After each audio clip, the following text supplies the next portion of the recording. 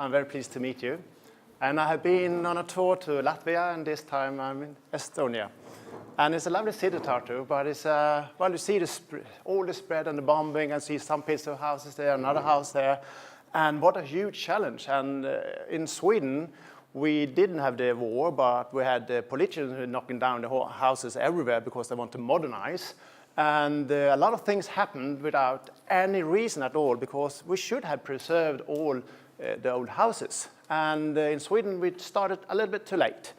And since you actually are trying to notice that you have some houses which is of value, that's why I'm here, because I want to give some of my experience from Sweden and what happened and why it happened, and maybe give you some ammunition to stand about, because we people, we know by heart when something is beautiful, because we walk into a city and we say, oh yeah, this is nice.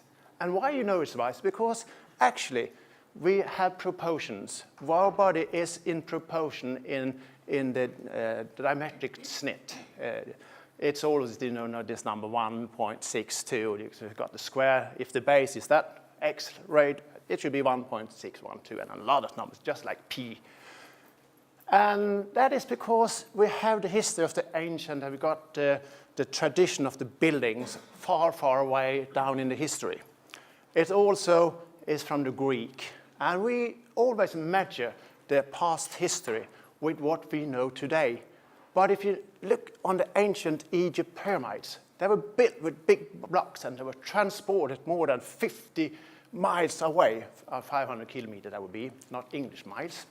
And they were exactly on the millimeter. And how did they do that? And we think they knew as much mathematics as we do to calculate, but they did not. But I tell you about Pharaoh, he had a super trick. He made 50 sticks about this long, about 1 foot. You recognize the foot, the inch, and everything. Where is the measurement coming from? Of course, it's coming from the human body. And he delivered those 50 sticks to his building engineers, or it was not called engineers, but a constructor. And that is the measurement. And we use 1 meter. And well, of course, what is 1 meter? It is 1 stick this long, made in 10 different exactly copies, which is on every continent. That's the history. And today, I could speak for hours. I could speak for a week. I could do a lot of other things. But I have to keep to the subject, because I have taken out the best parts of a lecture for about 1 week long.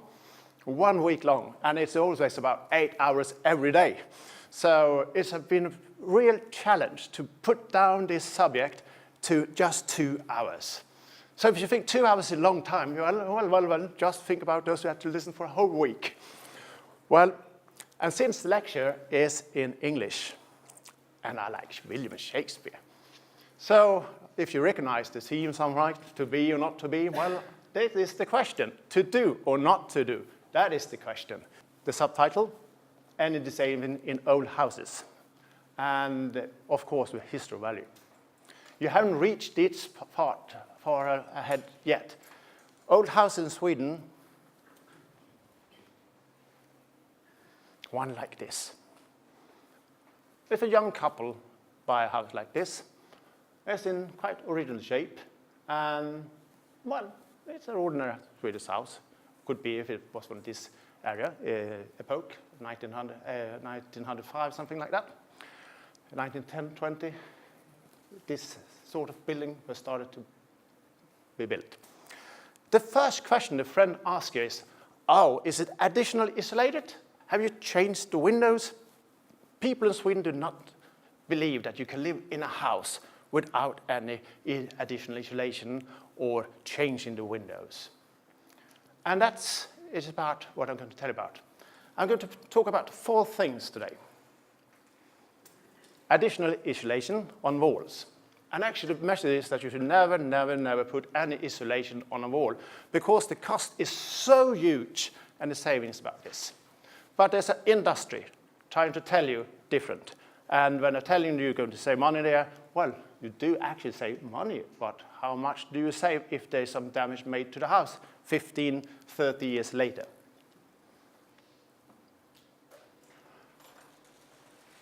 Oh, aha, that's the one. windows to be changed or not. And that is, well, back to William Shakespeare. He said that the eyes are is the mirror of the soul. While I do say the windows is the soul of the house. So why would you change the soul? It will not be the same house anymore. And, oops, this is very, very... What you can do if you must do, because sometimes you have to realize that energy saving and that we got a problem with carbon dioxide and we got the Kyoto Protocol and all those things. So, yes, we might have to do something. But where is it safe to do it? And how could you do it? And what sort of techniques could be used? And materials to prepare. And I saw some of you went into the lecture hall and you looked at the materials. Well, those materials is going to be sent around and I'm going to make you feel it and try it and, well, you can smell it as well if you like. Most of it is not hazardous, but yeah. So these 4 subjects is going to be talked about today. And if there's time, there will be extra. I always got extra. I got 144,000 pictures to show you, if you got the time. Walls, yeah, they are there, and they have a function. And our wooden houses has always been used in a tradition construction. And when you're using it, you have sometimes made a try and you made an error. And that didn't work. So within 300 years' time, in Sweden actually, we had this tradition of how to build. We knew how to build it. And they were working against with humidity in the air. When we stay like this, we will produce about 1 deciliter of water in our breath each hour. And that has to disappear out of the building or be absorbed in the buildings. And in old houses, they did absorb in the construction, and they could later on leave the construction very easy. But when we start to use a lot of plastic materials and we start to use modernized products, we do see there will be humidity problem, and that start to raise the mold problem.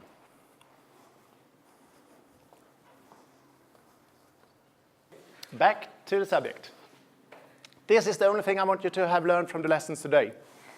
And I might ask you in the test later, what is it is?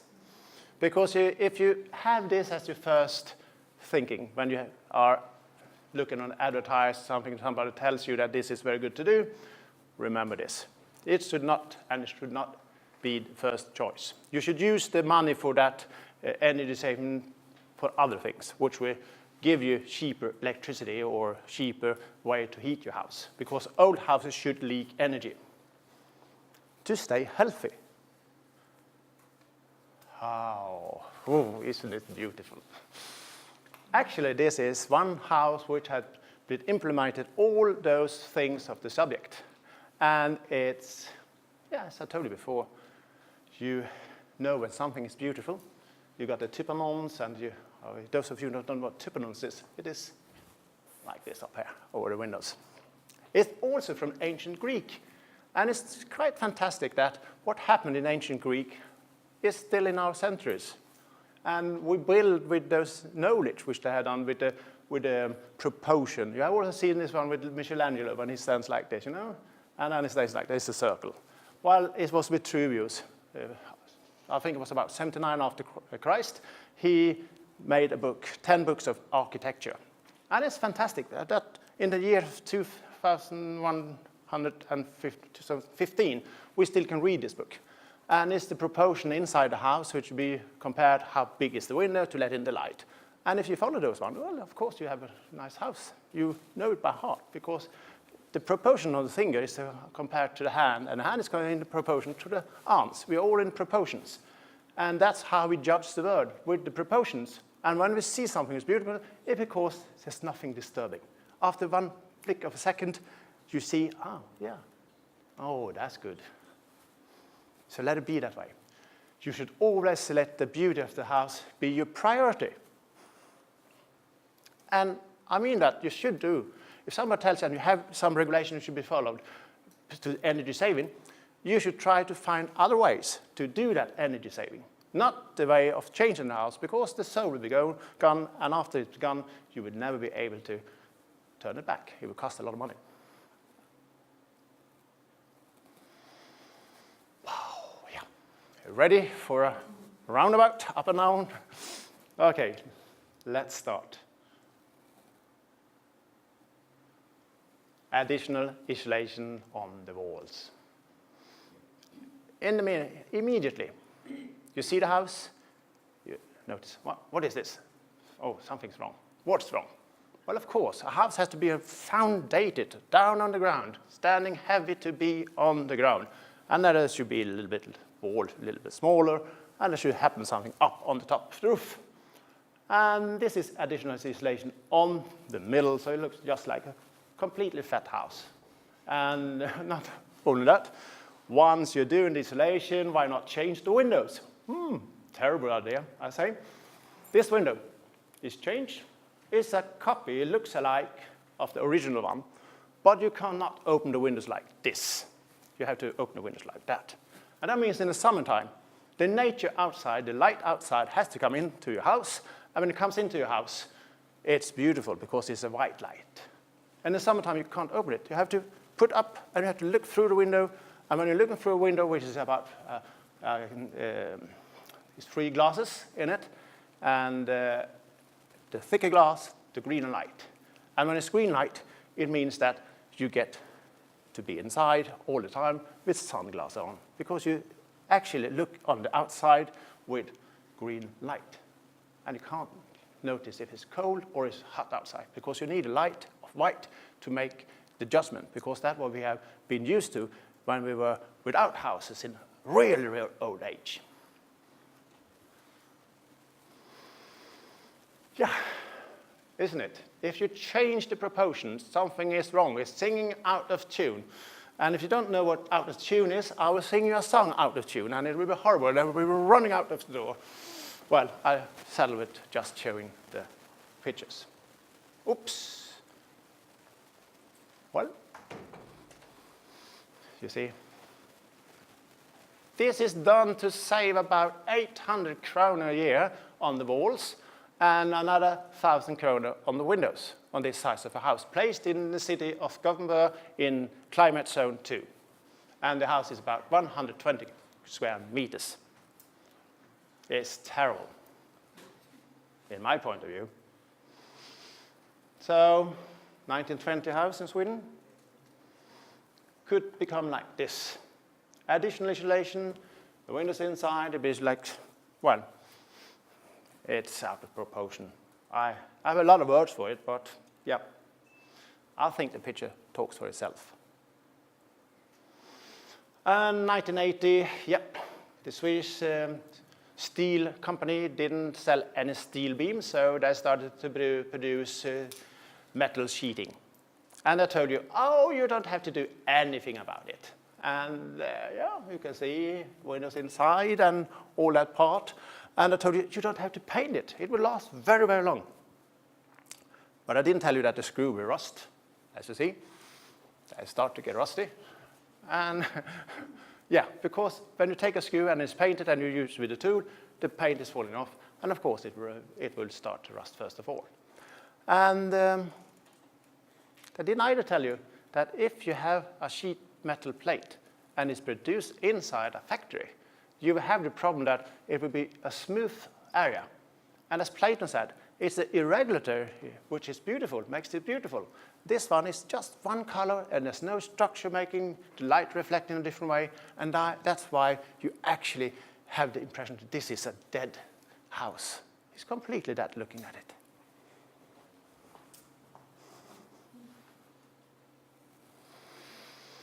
Wow. I love this. It's a beautiful house. It's built in 1930. It's the funky style. And usually funky is with, well, you know, Art Deco, 1917, and it became house building a little later in Sweden. 1930, this was about that sort of type starting to be built. And it was usually with lime plaster on the outside, not with wood. And it also is the color which the funkies usually was done, with little green and yellow. We always think of the funkies like it should be gray and boring or like that. Well, there's a history in Europe about that, about the man started a great, horrible war, and he didn't like this style. So he, in the Olympics 1936, he said that you should go out and paint everything of those houses gray. So we actually believe those houses should be gray. But this is actually the color of the funkies. And it could turn into something like this.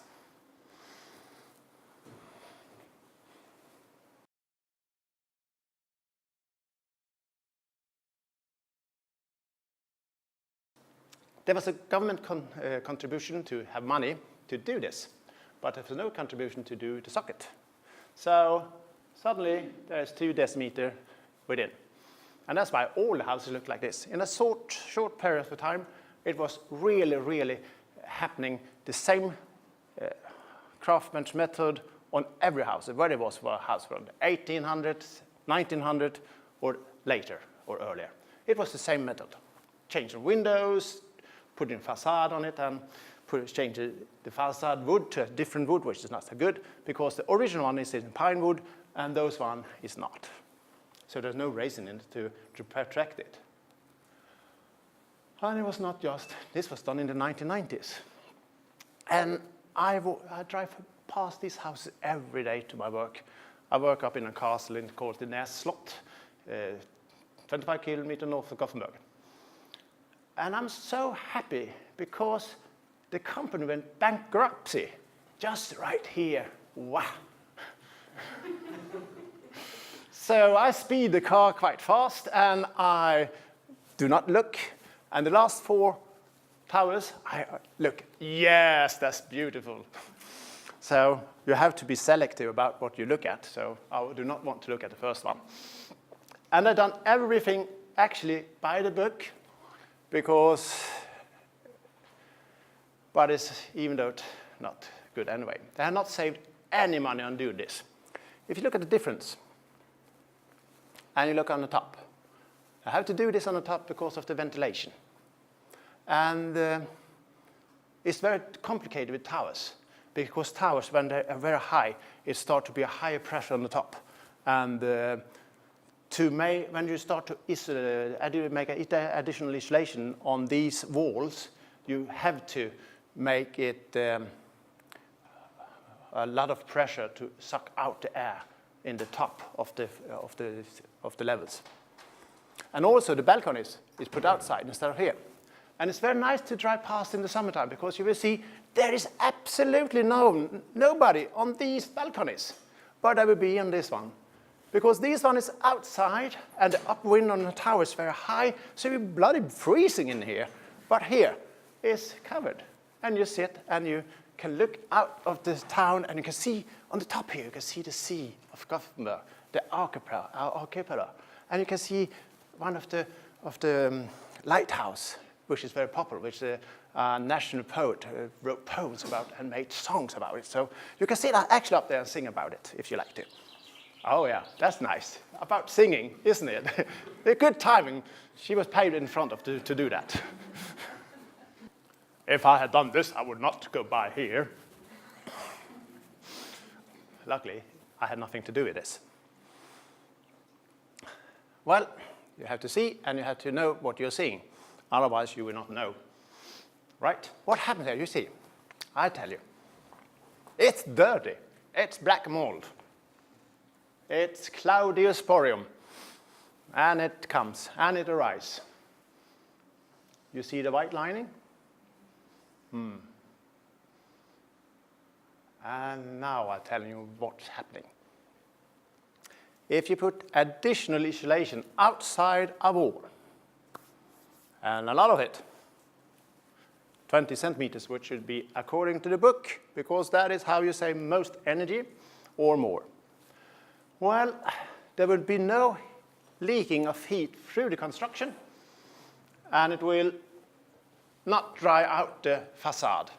The facade will always be quite humid. And when it gets that humid, it will be a good growth area for Claudiosporium, for any other mold on it. They're not so dangerous for us, but it does not look nice. And these towers have been cleaned twice. From 1994, when he went bankruptcy, to 2015, the 8 towers which have been additionally isolated has been cleaned twice. The cost to clean a tower like that, just to put a building construction up to walk on to clean it, is huge expensive. On those 8 towers, it would be more than 1.5 million Swedish crown. That would be 150,000 euro, just for cleaning a house twice. And if you calculate it, the money you're saving on this energy not leaking out, well, you haven't saved us money at all. But you made an ugly house or tower. Oh yeah, I didn't tell you about it, did I? The screws, they have contact. They go through the material, and there have to be a beam inside, and the beam is leaking heat. That's why you got this lining up here. That's where the screw are. And where the screw are, and there's heat leakage, that will dry out the water. And when it's dry out the water, there can be no production of the cloudy sporium or mold. So they tell you you're saving this much. Well, it's a calculated example on how you do it and how much you save. And actually, if you calculate on, yeah, you do save that money. But they do not tell you the whole story if you look at the whole house and the totally energy saving. Well, that is the one I don't like to look at. So, yeah, back to the beauty. You see the balconies I told you? And you can see this one has been painted once. They were built about 1950, and it had been painted once, but it was not necessary, but I did it anyway. And this was a rainy day. And you can see water sucking into the construction. And when the house do leak energy, the water will leave the construction. And there will be no place. And if you look, there's no mold. What you see of the black one is water from the day. Yep, another example. In this case, they still done it by the book. And they've done the socket as well, just because they noticed that, well, if you don't do the socket, it looks very terrible. They changed the windows, and it's cassette windows with 3 layers of glass, and yeah, and you see all the dots. That is the fastening. That is the screws fastening about how to get the insulation to the wall. And it's been cleaned twice as well. It costs a lot of money. And the worst part of it, if you got this additional insulation and you start to use the high pressure water, you press a lot of water into construction. And since there is insulation, it would not be possible for the water to dry out that quick enough. So you had a problem. Yeah. Conclusion. Never isolate a wall. You will never have any payback time for it. You will never get any money back. You will just lose money. And what happened here? Yeah, this house is a quite big house for a Swedish family, and it will be about 200 square meters. And it's just one family living in it. And I had 2 little rooms, so I made an addition on the side, but I will not talk about that one. But since they're doing it, they might have done the additional building on the side, and I thought, well, we do this isolation to save money, and we put on a new facade. And this is what happened. When you clean the facade, it will come in water. And this sort of, since it's not pine wood, it will move more of the water because of the construction, the cell construction in that sort of tree. And when it's plastic color, it's alkyd oil, or if it's a latex color, or acrylic, it will be a surface with the wood. And when the wood moves, it will be cracking. And when it cracks, well, it's open for more water to enter into construction. The price for doing this is about 15,000 euro, and the saving about this one will be about 1,500 Swedish krona. That's 150 euro a year. So they save 150 euro a year, but the price is 15,000. So you can make the mathematics yourself. There will never be any payback time for it. It will be ruined. It's not economic reasonable to do it. So how did it become like this? Energy consumption has been all from the beginning of old age, been very, very, very low. Nothing happened. Then some Bronze Age came and Stone Age and all those places. The energy consumption started to rise. In the 19th century, it started to be more. per capita. And when it did, suddenly it got better, and it started to go up. And it's terawatt hour a year. And here, 1974, something happened. Well, you know, the oil strike in America in the middle of 1800 was very huge. So the oil was nearly as cheap as water. And it was a free energy. That's why we became the prisoners of the oil. And here, there actually was the oil crisis. It was a very little energy crisis, actually. It was just about a few weeks long, but there was no supply of oil, and we all got really scared. And that means that countries like the United States, they started to have a plan how to use energy. And that is why we have a lot of energy planning. And in Sweden as well, we had good planning. A lot of people were really scared. Oh, I cannot drive my car, it's going to affect me, and all that things. So that was one reason. We must save energy. And that's what's happening. Suddenly when the energy is very expensive, we do things very fast without thinking. And we are here again. We need to save energy, and we're doing the things so fast without thinking. And we haven't got the patience to look back to the history to see what happened and why did it happen. And if it do happen, if you don't know our history, if you don't know where we came from, we will not know where we're going. So we need to know to take the direction forward. The contribution from the government was 3,000 krona for this. And that was a lot of money. This was 1978, about 1978. This is the 4 main reasons for this. I wonder if this one would work. No, I might just close that one. I told you about the contribution, that you had the government contribution, and there's a government law. But there's a lot of producers who want to sell. I mentioned that before in a few sentences. And they did not sell so much. And the mineral insulation, the glass wool insulation, the stone wool insulation, they had started on the 60s. And why this became quite good on the 60s? Because they had a membrane. They had started to use membranes to stop the air to suck into it. And then suddenly it was very light, and it was also saving, the heat resistance in the material was very, very good.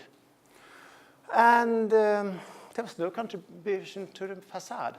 If you had a wood facade and it needed to be repainted, as many facades in Tartu, it was many facades in Sweden as well, which was not painted. But you would not have any money for that. So it's very easy to apply for the money, put insulation on, and put a new layer of wood, and it was paid for. And you had some cheap loans as well for what was not within this contribution. The idea was that during this time, from 1978 to 88, we were going to save about 38 to 48 terawatt hour during those 10 years, and we did. And also, ignorance, they didn't know what they're doing about the climate change inside the house. I had friends, I visited them. They were one of those that could afford it to do this, and it was modernized because you had so much money, you could change everything inside. You could change the bathroom because the money was left over for that. And it was so modern. And when you come home and you just leaned into the sofa and your head went back to the wall, and you raised back again, and it was completely wet of humidity. And everybody thought, oh yeah, but that is very good. We're saving money. There's no energy saving. I've forgotten about ventilation. We know better now. Once you do an insulation action, the smallest one, it could be just putting on a little ceiling on the window. You know, ceiling, it is these ones. Or those one in hemp, or those one in linen. If you put on a windows frame to stop the air to leak out, if you do one of these as well, actions, you have to look on the ventilation. You have to, because in old houses, all the fresh air will enter through the windows. And if you stop this air to come in, you have no incoming air. And if you have no incoming air, it will be very easy to evacuate the air. So if I'm talking about action, energy-saving action, it could be such a simple one as that. you need to balance the ventilation. Sometimes it could have to increase, and sometimes you have to decrease it. It depends on in what area of the house. In Sweden, we had this, we were enriched with this fantastic new word, SRIK houses. Because we managed to make so much humidity inside the houses that people started to be sick, allergic reaction, and a lot of things, because it was unhealthy. Well, they haven't told you. That's my conclusion. There's no actually report on that. That is my conclusion. So forget about that one. But we do know that after Iron Curtain went up and the Eastern Germany, the people in the Eastern Berlin, they did not have those sickness as we had in the Western. But just a few years after, the Eastern Germany had those problems. So if you read those things of reports, you maybe come to the same conclusion as I have. So there's no actual report telling you it is this, because there's a lot of scholars who want to, they're not sure enough to make the statement. Sorry about mentioning that. Well, this is what I'm going to mention about anyway. We did save money on the energy saving. Yeah, hooray. And 20% of those houses which were put through these methods really turned sick. And it had cost 44 billion Swedish kronor to repair them. So 10 times more than we saved. Don't do that mistake. Well, and don't forget about energy ventilation. When we are talking about increasing ventilation, it is when we are in the living area where we breathe the air. And if you do additional insulation or you do any action, you should increase it to evacuate the air. And if you evacuate the air, well, what is the result? Well, it costs money to heat the air, and you're just blowing it out. And when you're blowing it out, what happens? Well, you're losing the energy. So what you're saving on energy savings on the walls will be a little loss in the ventilation. So once again, the amount of savings in the wall will be less because of ventilation.